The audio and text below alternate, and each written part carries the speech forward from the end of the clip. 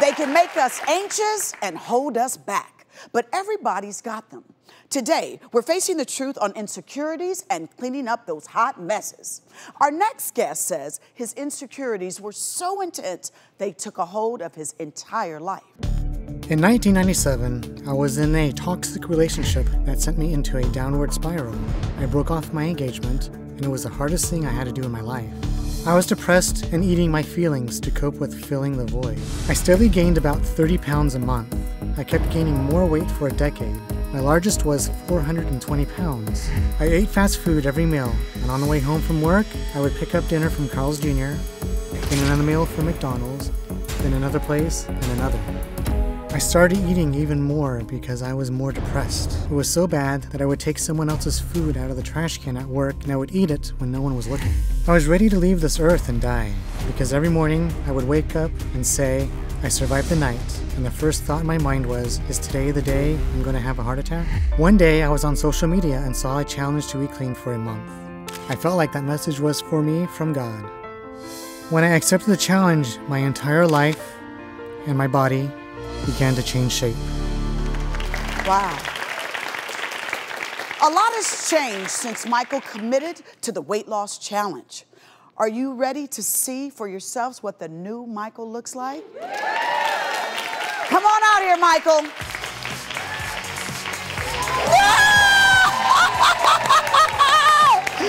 Awesome! Wow. Oh my goodness! Michael, my goodness, you look amazing. Tell us, how much weight did you lose? I was able to let go of 250 pounds. Awesome. That's like a person.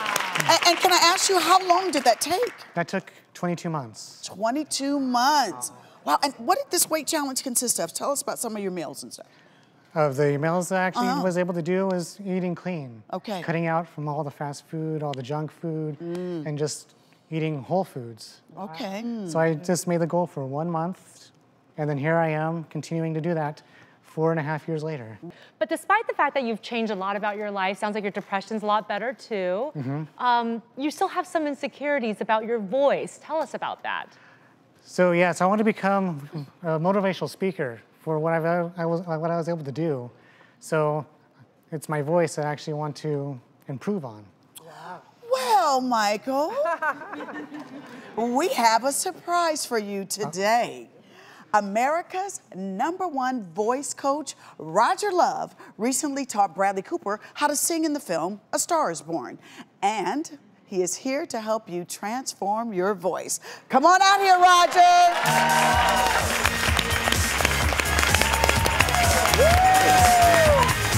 Now, Michael, we hear that you are a big fan of Roger's, right? Yes. Yes? It's been a year since we've seen you. You came to one of my seminars. I did. It was an amazing experience, but I never grasped hold of what it was actually I was doing there because I was still insecure about who I was or who I am. It seems to me that when you were unhappy with your physical size, you weren't, and none of us would have been, thinking about what can we do to take up more space and be bigger. So you never really created the volume that you needed to sound strong and confident, and you ended up sounding softer and airier, which really makes people perceive that as He's good. insecure. Wow. Well, what do you think that you could do for him? Okay, the first thing I want to do is I want to show him how to have more chest voice. And the sound of chest voice, the way that I'm doing right now, has a certain amount of volume. It's also the sound of confidence, the sound of power.